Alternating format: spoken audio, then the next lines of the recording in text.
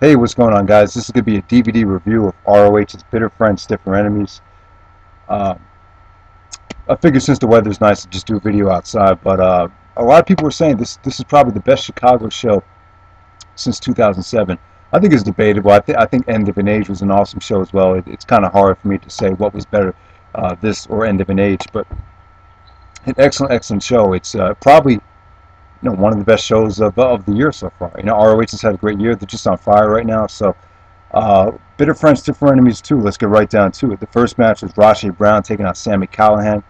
Surprisingly, this was a extremely fun match to watch. It was Sami Callahan brought a lot of intensity. It made sense. He really had to work hard to try to pull off an upset against Rasche Brown. But Rasche just threw Sami Callahan around like it was nothing. There was a spot in the most memorable spot in the match was when Rasche basically chokeslammed Sami Callahan. He was like on the outside and he just threw him like into the middle of the ring. It was a 6 spot. It was just a fun opener. I really liked it. Next up we had Dark City Fight Club taking on the Bravado brothers. This wasn't much of a match. The Bravado brothers are kind of struggling. They're having a tough time getting the fans on their side. But I think, like some other people have said, this is pretty much an extended squash. Really nothing to talk about here. Next up, we had the ROH World TV Champion, Eddie Edwards. He took on the Metal Master. Now, apparently the Metal Master is actually, what's his name, Chad Collier, which is surprising me because I know Big Rat said that he enjoyed watching the Metal Master, but at the same time, I remember Big Rat saying that he absolutely hated some of the matches that Chad Collier and Matt Striker had. They were just these technical snooze fests. They just went on way too long back in 2003, but apparently this guy wrestles for Michinoku Pro, so or Chad Collier, that's what he's been doing, wrestling under the Metal Master gimmick. And this is a fun match. Edwards and Metal Master went pretty hard. It was pretty stiff, pretty solid. A nice technical match. It was fun to watch. About a solid 3 stars. Next up, we actually had the House of Truth taking on Erick Stevens and Davairi of the Embassy. This is one of the weakest spots in the card. The actual match is actually okay, but my problem with the Embassy is they're just not going anywhere. This Embassy just sucks. It just seems very, very unimportant. All their matches are very stale. The talent that's involved in the Embassy is pretty mediocre, from Necro to Davairi to Erick Stevens. I mean, they just don't have anyone right now. Even Jimmy Rave is gone, so they don't really have anyone that makes you want to watch them. It's a shame because back in 2005, 2006, the Embassy was hot. They were involved in some of the biggest storylines in ROH back then, but it's just not the same anymore. They took on the House of Truth. House of Truth looked okay. They hit some nice moves, but this is not a match you really need to go out of your way to see. So it's pretty much what it was. Next up, we had Davey Richards taking on Roderick Strong, a pick 6 match. Their match at Titanica, the PWG show Titanica, was awesome. This match was it was on its way to being their best match ever, and I'm serious about that. I just thought it was awesome. It was 20 minutes, great action, great intensity. It was stiff as hell. Davey hit a tope con hilo. Totally missed Roderick Strong. His back splashed against the steel guardrail. I mean, that's the first time where his back totally slammed onto the steel guardrail. It was a 6 spot, very, very dangerous.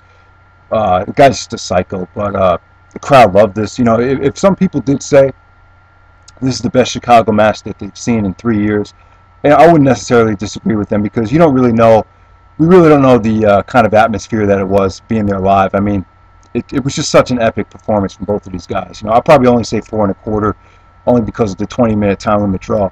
Basically, Roderick Strong actually walked out of the match. Davey wanted 5 more minutes, and Roderick didn't want to give it to him, but excellent stuff. But trust me, this was on its way to being like 4 3/4, 5 stars. I just thought it was that good.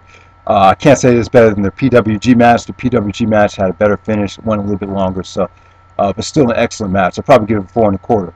Next up, we actually have Rhett, Titus, and Petey Williams. Like some other people have said, this is not quite as good as their other match from Chicago. It was solid, though. I still say about 2 3/4. Petey Williams didn't overly impress me here, but the crowd was pretty into Rhett Titus. That's pretty much what it was. Next up, we had Austin Aries and Kenny King taking on Jay and Mark Briscoe. This was solid 3.5 star match. The Briscoes are, like I've said before, it seems like they're getting back into their rhythm. They put together a nice series of matches since the WrestleMania weekend shows, and they're just hitting the stride right now. And Austin Aries and Kenny King made a pretty good tag team in this match. They seem to be working together pretty well. It was just a fun match to watch. And Mark Briscoe did his karate thing, where he's acting like a kung fu guy. So that was pretty entertaining. Just a very, very entertaining match. Kenny King and Austin Aries were arguing after the match, but then, you know, they shoved Rhett Titus. Looked like they were about to explode, but at the end of the match, you know, or end of the segment, they basically made up. So looks like they're going to be dragging this thing out like the Legacy thing. I would love to see Aries and Kenny King match. I think that would be awesome. So an excellent tag team match there. I really liked it. Next up, we have the ROH World Champion Tyler Black taking on Chris Hero. This was excellent. You know, these guys both brought it. It was intense. It was stiff. It was, I mean, what can I say? I mean, they both brought, you know, a solid effort to the table. Hero was definitely playing the antagonist. He was definitely, you know, getting under Tyler Black's skin.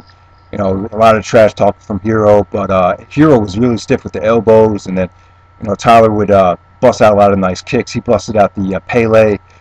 Pretty much everything you could think of. It was an excellent match. You know, they didn't do anything crazy. There wasn't a ton of high spots, but it was a nice Japanese style match. I really enjoyed it. You know, Tyler Black is going on a great run.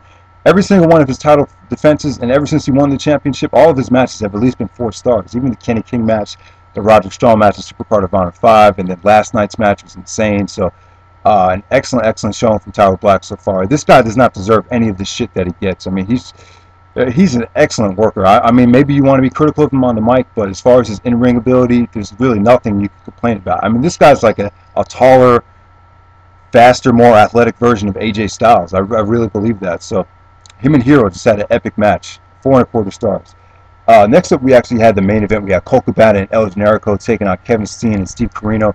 This is the match that they set up at the Big Bang. You know, if you're disappointed with the Big Bang match, definitely check this match out. It was, you know, from time to time I'll say, you know, it was just a garbage brawl. This was not that at all. You know, this isn't like your typical Necro Butcher, Bison Smith brawling all over the arena, and it's just boring as hell. This was not like that at all. You know, it was a lot of hardcore action, but it never dragged at all. It totally keeps your attention. Just a lot of great spots. Kevin Steen and El Generico did an awesome spot off the scaffold, which was cool to see. Corino bled like crazy. Cabana bled like crazy. Corino, I think he took like a beer, the head of a beer bottle, and just ripped into Cabana. El Generico did coast to coast right into Corino's face with the ladder. I mean, just an excellent match. I mean, you could compare it to Death Before Dishonor 5 Night 1 between the Briscoes and Steen and Generico. That's a tough comparison, but it's pretty close though. This match was, you know, totally insane. I really enjoyed it. Great hardcore match. Great storyline advancement. Definitely, they didn't show the Steen promo, but this definitely set up a nice Steen Cabana match, the Supercard of Honor 5. This is an excellent show. Everyone check this out. This is, I mean, arguably the best show Ring of Honor's released on DVD at this point. You know, Supercard of Honor 5 was better than this, and obviously Death Before Dishonor was great as well. But ROH is clicking on all cylinders right now. I mean, they're just going on a great run of shows. So this is one of the best. So Bitter Friends, Different Enemies. Definitely check it out. All right, guys.